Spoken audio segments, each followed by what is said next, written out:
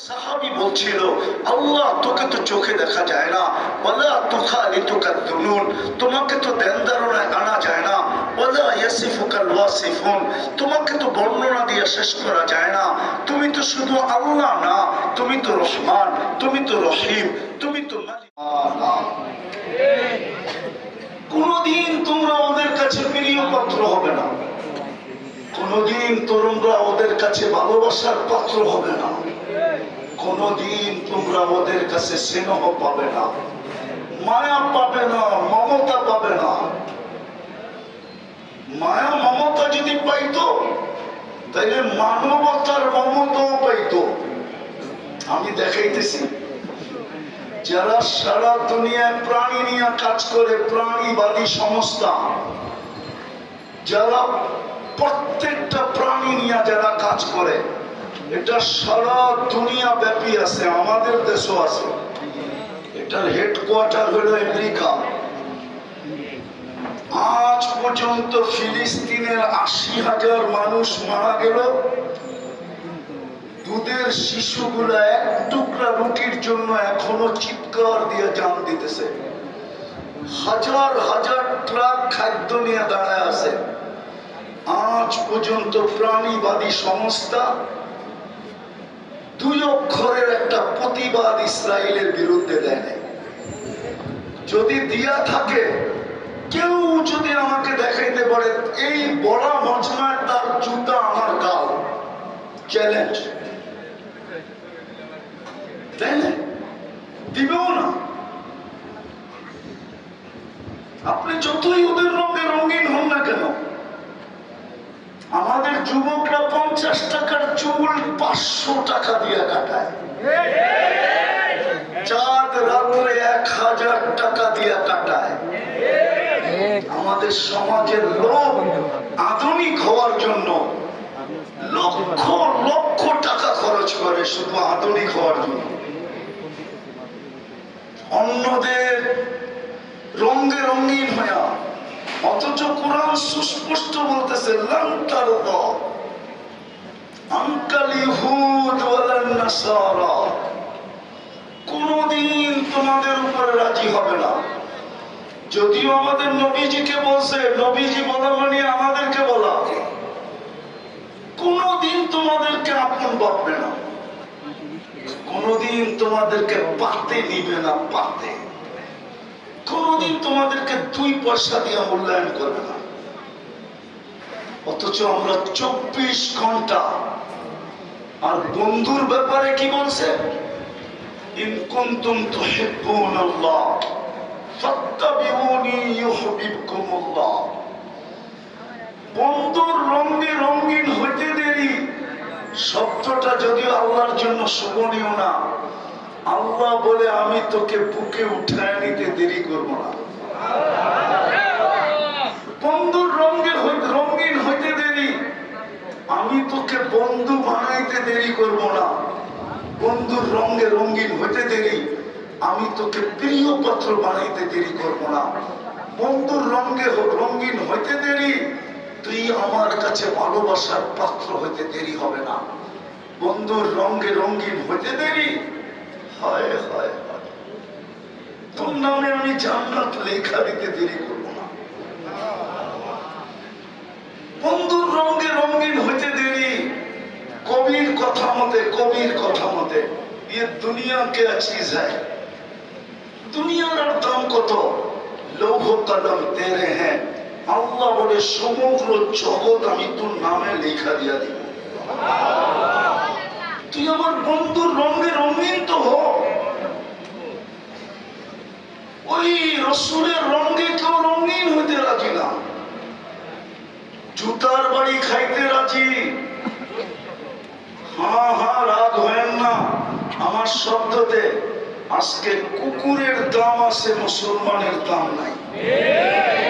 আমি কুকুরের 7 star hotel চিনি প্যারিসে। আমি প্যারিস 2 বার গেছি, 2 বার। আমি চিনি যেই হোটেলে কুকুর 7 স্টার হোটেলে থাকে। আমি কুকুরের 7 স্টার হোটেল চিনি, আমি কুকুরের 5 স্টার হোটেল চিনি। সারা দুনিয়া চুপ করে দেখতেছে ফেলে গাজার অবস্থা, দুধের শিশু মারা যাইতেছে এক টুকরা রুটির জন্য। সারা দুনিয়া তাকায় তাকায় দেখতেছে। মুসলমান এই জন্য ওর কোনো মূল্য নাই। রাগ হয় না, আমার সুশীল সমাজ আর আমার সুশীল সমাজ, আমার বুদ্ধিজীবী সমাজ, আমার শিক্ষিত সমাজ, আমার ধনাঢ্য সমাজ, আমি জানি ওদের সমাজের আমার সমাজে দাম আছে, আমি মানি, কিন্তু বাকি সমাজে কতটুক দাম আছে ওটা আমার চোখে দেখা আছে, আমার চোখে। রাগ হয় না, নেটে কথা চলে যাবে। আমি বাংলাদেশের বহুত মহারথীকে চিনি, যার সাথে আমি একসাথে ফ্লাইটে ফ্লাই করছি। আমি জানি ওকে এয়ারপোর্টে কয় ঘন্টা বসায় রাখছে, আমি জানি। কিন্তু ওর বেশভূষা তো ওদের মতোই ছিল, বরং ওদের থেকে আপডেট ছিল, আপডেট। ওরাও এতটুক সাজে সজ্জিত হইতে পারে নাই, ও যতটুক আপডেট সেজে গেছে। কিন্তু ঘন্টার পর ঘন্টা কেন বসায় রাখছে ওকে? শুধু পাসপোর্ট পাস করে দেখছে মুসলমান। নাই এখানে কেউ নাই, কেননা মার্কেটের ভিতরে তো মহল্লায় হলে খুঁজে পাওয়া যেত যে যার কাছে আমেরিকান পাসপোর্ট আছে, ব্রিটিশ পাসপোর্ট আছে, কানাডিয়ান পাসপোর্ট আছে, আমরা দেখি তো। অথচ ওই দেশের পাসপোর্টদারি যখন ইমিগ্রেশনের পাসপোর্টটা দেয়, তো ওর দিকে যেইভাবে চোখ করে চায়, চোখ করে যেইভাবে চায়, আরেকটা হোয়াইট যখন পাসপোর্টটা দেয়, তো ও চোখ উঠাইও ওর দিকে তাকানোর সাহস পায় না, বরং পাসপোর্টটা পাঞ্চ করে আর হাতে দিয়া বলে ইউ আর গো, তুই চল। কিন্তু ওই দেশের পাসপোর্ট, কিন্তু সে মুসলমান ওর দিকে যে চোখ করে চায় আর যেইভাবে প্রশ্ন করে, বোঝা যায় যে ওকে পাসপোর্ট হলে কি হবে, মূল্যায়ন কতটুক করে এটা বোঝা যায়। কেন হবে না? ভালো মতে বুঝেন, আমি লম্বা করবো না, শরীয়তপুরি সব বসা আছে, বিধায় আমি অল্পতেই ছেড়ে দিব। ভালো মতে বোঝেন, কাজে দিবে, নাহলে সারাদিন বুক করি কাটটা কাটটা কাটটা দামি হয়ে যেতে হবে। কেননা মুসলমানের ঘরের সিলেকশন স্বয়ং সিলেক্টেড আল্লাহ। কোন নির্বাচন কি বলে, নির্বাচনের হেড যিনি থাকে ওনাকে কি বলে, কোন নির্বাচন কমিশন না। আপনাকে আমাকে মুসলমানের ঘরে অস্তিত্ব দিছেন স্বয়ং আল্লাহ, উম্মতে মুহাম্মদী বানাইছেন স্বয়ং আল্লাহ। আল্লাহর ইচ্ছা না হলে উম্মতে মুহাম্মদী হওয়া যায় না। যদি হওয়া যাইতো তাহলে কিতাবে হাজারো মানুষের দোয়া পাওয়া যায়, এমনকি নবীদের দোয়া পর্যন্ত পাওয়া যায়, যিনারা দোয়া করছিলেন আল্লাহ আমাকে উম্মত বানায় দেন। শুধু একজনের দোয়া কবুল হয়েছে, ঈসা আলাইহিস সালাম। উনি উম্মত হিসাবে আসবে, উম্মত হিসাবে, নবী হিসাবে না, রাসূল হিসাবে আসবেন না। উনি আসবেন কিন্তু উম্মত হিসাবে আসবেন। ওরা আমাদেরকে জিজ্ঞেস করেন, আর কারো দোয়া কবুল হয় নাই, আপনি তো দোয়া ছাড়াই চলে আসছেন। বিদায় দামি হয়ে যেতে হবে, দামি। এই জন্যই আপনার পিছনে বাজেট, সরকারও বাজেট করে দেশের জন্য, আল্লাহ আপনার আমার জন্য বাজেট করছেন। বাজেট, সরকারের বাজেট আর কয় টাকা?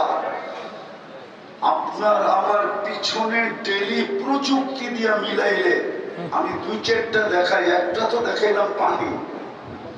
বলেন খাদ্যের স্বাদটা যদি মেশিন দিয়ে চেক করে বাহির করতে হতো, তাইলে দোকানদারি করতেন না প্যাথোলজির লাইনে লাইন ধরে দাঁড়ায় থাকতেন যে আমি কিন্তু ডায়াবেটিসের রোগী, টাইম মতো খাইতে হবে, নাইলে নীল হয়ে যাবে, আমারটা একটু আগে চেক করে দাও আমার খাওয়ার স্বাদটা ঠিক আছে কিনা। জিহ্বা তো স্বাদ চেক করে দেয় যে এটা ভিতরে যাবে কি যাবে না, কি বলেন? সত্য তো? হ্যাঁ, স্বাদ যদি ঠিক না থাকে তো জিহ্বা বলে না, ফুড পয়জন হবে, তোমার স্বাস্থ্যের ক্ষতি হবে, এটা খাওয়া যাবে না, স্বাদ ঠিক না, স্বাদ উপযোগী না, ঠিক না। আচ্ছা, এটাই যদি চৌরাস্তার প্যাথোলজির থেকে টেস্ট করতে হতো তাহলে আপনাদের দোকানের চেয়ে বেশি প্যাথোলজির দোকান হতো। কেননা সব প্যাথোলজির দোকানওয়ালার এই স্বাদ চেক করে দিতে হইব, কিন্তু জিহ্বায় তো টাচ করতে দেরি, চেক করে দিতে দেরি করে না। আরে বলেন না, একটু কয় টাকা লাগতো? কোরআন তো এটাই বলে, ও আম্মা বিনি'মাতি রাব্বিকা ফাহাদ্দিস। হায় হায়, আহসিন কামা আহসানাল্লাহু ইলাইক।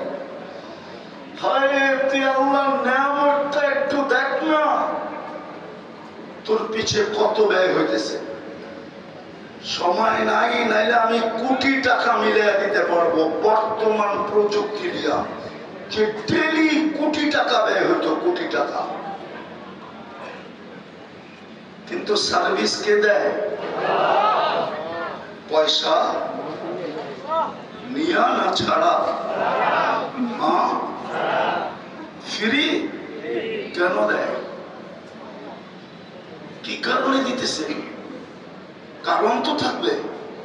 কোরআন তো কারণের কথা বলে, আফা হাসিবতুম আন্নামা খালাকনাকুম আবাস। তো ধারণা কি তুই অনার্থক সৃষ্টি? তাইলে তো সবগুলোর মতো তোকেও সৃষ্টি করতাম, সমস্ত সৃষ্টি করলাম দুইটা অক্ষর দিয়া, কাফা নুন দিয়া, তোকে সৃষ্টি করলাম কুদরতি হাত দিয়া। সমগ্র সৃষ্টি কমপ্লিট করলাম 6 দিনে, তোকে কমপ্লিট করতে সময় নিলাম 10 মাস। অনার্থ?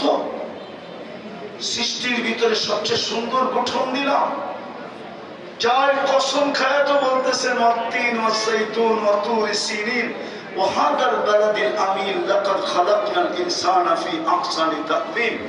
মানুষ সৃষ্টির ভিতরে তোর চেয়ে সুন্দর গঠন কাউকে দেয় না। পরীর গঠন মানুষের চেয়ে সুন্দর না। আপনি পরী দেখেনি নাই, কোত্থেকে বলবেন? দেখছেন পরী?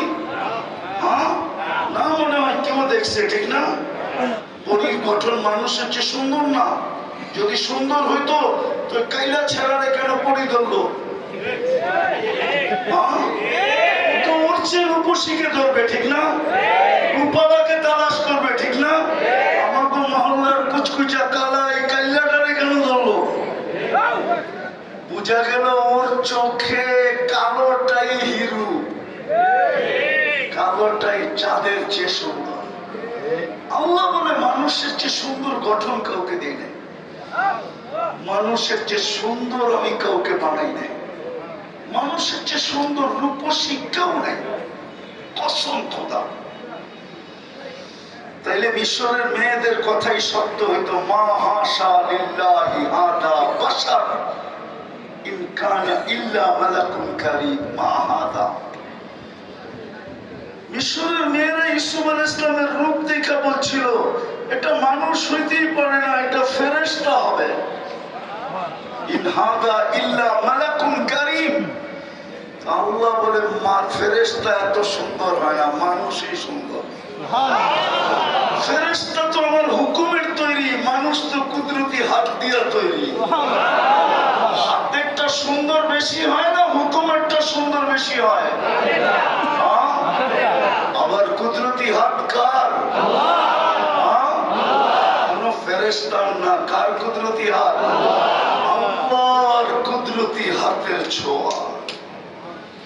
জান্নাতে তো আল্লাহকে দেখলেই রূপ বেড়ে যাবে। ওলামারা জিজ্ঞেস করেন প্রতি শুক্রবারে আমরা আল্লাহকে দেখব। ফাসদাদা হুসনান ওয়া জামালা। নারীদের আলো পুরুষদের আলো আলাদা। রূপ বেড়ে যাবে, রূপ ইসদাদা হুসনা ওয়া জামালা, রূপ রেখা এমন বাড়বে, জান্নাতের একজন আরেকজনকে দেখবে আর বলবে একটু আগে সকালে তো দেখলাম তোমার একরকম, এখন এত রূপরেখা সুন্দর হলো কি করে? কোন পরশ পাথরের ছোঁয়া লাগলো, কোন জাদুর ছোঁয়া লাগলো? তো জান্নাতি হাসবে আর বলবে সুরনা রব্বানা, আজকে আল্লাহর সাক্ষাৎ মিলছিল, আল্লাহর সাক্ষাৎ, আল্লাহর সাক্ষাতে আমাদের রূপরেখা বেড়ে গেছে। যদি আল্লাহর সাক্ষাতে রূপরেখা বাড়ে তো কুদরতি হাত লাগলে কেমন বাড়ে? এই জন্যই তো আল্লাহ বলছে সৃষ্টির ভিতরে তুই সবচেয়ে সুন্দর। অনার্থ জমিনের আধিপত্য দিল আপনাকে, অনর্থ। হুয়াল্লাযী খালাকা লাকুম মা ফিল আরদি জামিয়া, আল্লাহ বলে জমিনের সবকিছু তোর জন্য তৈরি। কসম খোদার, কোন সৃষ্টিকে আল্লাহ পালতেন না যদি মানুষের অস্তিত্ব না হতো। মানুষের কারণে সবাইকে পালতেছেন। গরু ছাগল আল্লাহ পালতেন না যদি মানুষ দুধ আর গোশত না খাইত। গাছকে কোনোদিন আল্লাহ পালতেন না যদি মানুষ ফার্নিচার আর ফল না খাইত। মানুষের প্রয়োজনে না লাগতো তাহলে এগুলো পালার কোনো প্রয়োজন ছিল না। আমার কথা মানেন, এই জন্য দামি হয়ে যেতে হবে।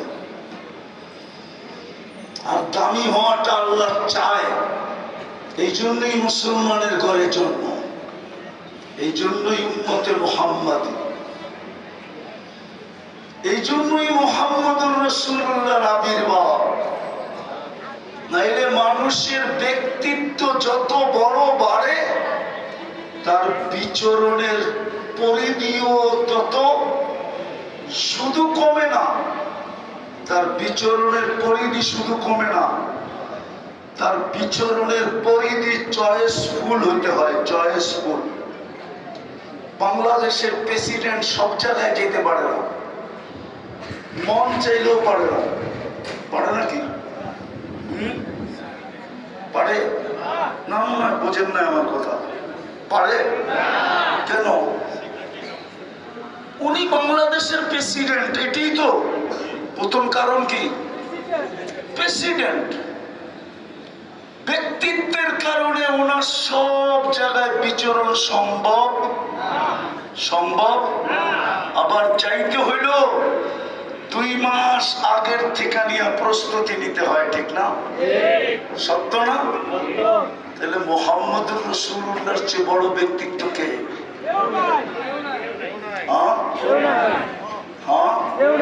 উনি জমিনে আসলেন কেন? উনার চেয়ে বড় ব্যক্তিত্ব তো নেই, উনি কেন জমিনে আসবে? ওলামা তো লিখছে আল্লাহর পরে যার স্থান। আবার কেউ ভুল ব্যাখ্যা করেন না, যেমন আল্লাহর কোন দ্বিতীয় সত্য তো, এরকম বন্ধুরও কোন দ্বিতীয় আল্লাহরও দ্বিতীয় নাই, বন্ধুরও এটা কলেমা দিয়ে বোঝা যায়। লা ইলাহা ইল্লাল্লাহ, এটার ভিতরে কোনো নুকতা আলা হরফ নাই। মুহাম্মদুর রাসূলুল্লাহ, এখানেও কোনো নুকতা আলা হরফ নাই। লা ইলাহা ইল্লাল্লাহ 12 অক্ষর, মুহাম্মদুর রাসূলুল্লাহ 12 অক্ষর। উনি কেন জমিনে আসবে?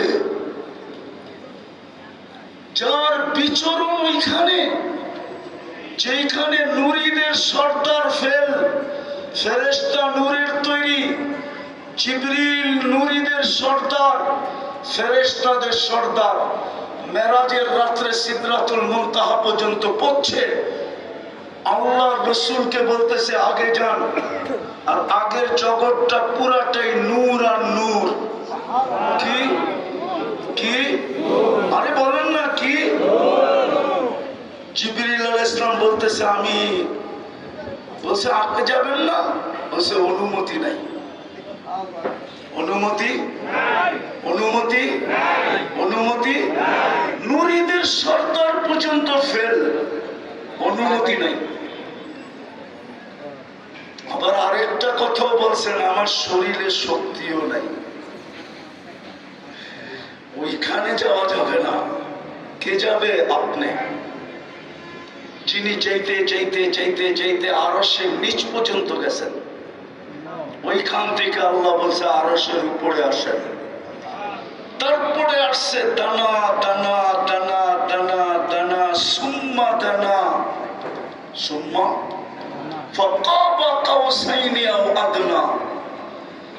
নৈকট্য লাভ করতে করতে করতে করতে কাবা কাউসাইনি আও আদনা, যার পরে আর নৈকট্যের কোন সীমারেখা নাই, ওই সীমারেখা পর্যন্ত যিনি পৌঁছে গেলেন, উনি জমিনে আসবে কেন? আমাকে যুক্তি দিয়ে বোঝান, কেন আসবে? উনি কেন জমিনে আসবে? এত বড় ব্যক্তিত্ব এই পচা দুনিয়ায় কেন জমিনে আসবে? এটাই বুঝাইতে চাইতেছিলাম। আল্লাহ করুক বুঝে আসুক। আজকে তওবা করে উঠি, তাইলে কাজে দিবে, তাইলে সিরাত কনফারেন্স কাজে লাগবে, তাইলে মুহাম্মদুর রাসূলুল্লাহর চোখের পানি কাজে লাগবে। আজকে আল্লাহ আমাদের উপরে নারাজ নারাজ। ওলামা বসা আছে এখানে, আর গাজীপুর হলো ওলামাদের টিপু। কি টিপু বুঝেন? টিপু কি? হ্যাঁ, ফ্যাক্টরি। যেরকম কারখানা, ওলামারও কারখানা। বরং এটা বললে কোনো ভুল হবে না। আপনারা যদি গাজীপুরের আলেমদের থেকে কাউকে আলেম বলে স্বীকৃতি পান, তাইলে হয়তো সে আলেম হবে। আর যদি দেখেন গাজীপুরের থেকে কেউ কারো বিরুদ্ধে লেখছে, তাহলে মনে করবেন ও আলেমের খাতায় নাই। এত বড় বড় আলেম এখানে। যেটা বুঝাইতে চেয়েছিলাম, আল্লাহর ঘরের উপরে 360টা মূর্তি। কয়টা? কই? কাবার উপরে, ঠিক না? আল্লাহ কিচ্ছু বলে না।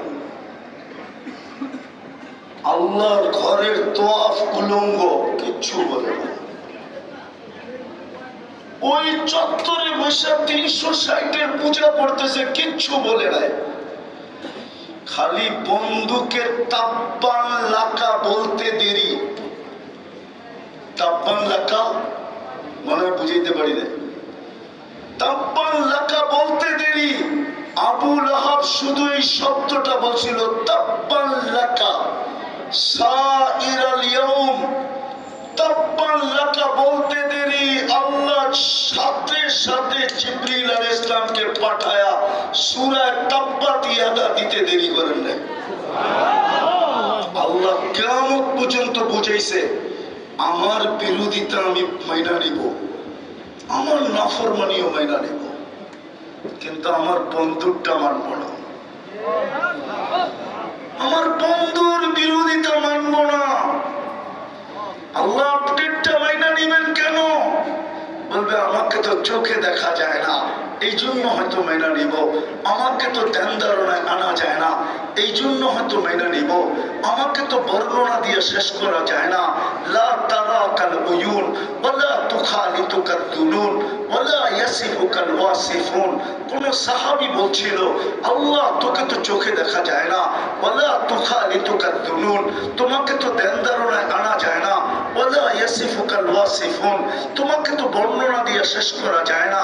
তুমি তো শুধু আল্লাহ না, তুমি তো রহমান, তুমি তো রহিম, তুমি তো মালিক, তুমি তো কুদ্দুস, তুমি তো সালাম, তুমি তো মুমিন, তুমি তো মুহাইমিন, তুমি তো আসিস, তুমি তো জব্বার, তুমি তো মুতাকাব্বিরুল খালিকুল বারিকুল মুসাব্বিরুল গফফারুল গফফারুল ওয়াহাবুর রাজ্জাকুল ফাত্তাহুল আলিমুল কাবিদুল বাসিতুল খাফিদুর রাফিউল মুইসুল মুদিল্লুস সামিউল বাসিরুল হাকামুল আদলুল লতীফুল কবিরুল হালিমুল আযীমুল গফুরুশ শাকুরুল আলিকুল কবিরুল হাফিজুল মুকিতুল হাসিবুল জালিলুল কারীমুর রাকিবুল মুজিবুল ওয়াসি আল হাকিমুল ওয়াদুদুল মজিদুল বাঈতুশ শাহীদুল হকুল ওয়াকিলুল কবিকুল মাতিনুল ওয়ালিকুল হামিদুল মুসি আল মুবদি আল মুঈদ আল মুখী আল মুমীত আল হাজ্জু আল কাইয়্যুম আল ওয়াজিদ আল মাজিদ আল ওয়াহিদ আল আহাদ আল সামাদ আল কাদির আল মুক্তাদির আল মুকদ্দম আল মুআখ্খার আল আউয়াল ওয়াল আখির আল যাহির ওয়াল বাতিন আল ওয়ালি আল মুতাওয়ালি আল বাররু আল তাওয়াব আল মুনতাকিম আল আফু আল রাউফ মালিক আল মুলক যাল জালালি ওয়াল ইকরাম আল মুকসিত ওয়াল জামি ওয়াল গানি ওয়াল মুগনি আল মানি আল দার আল নাফি আল নূর আল হাদি আল বদি ওয়াল বাকি আল ওয়ারিস ওয়াল রশিদ আল সাবুর জাল্লে জালালু তুমি তো 99 পদের মালিক। আল্লাহ বলে মাইনা নিলাম, এই জন্যই তো আমি রাগ হই না, কিন্তু আমার বন্ধুর বিরুদ্ধে গেলে আমি ছাড়বো না।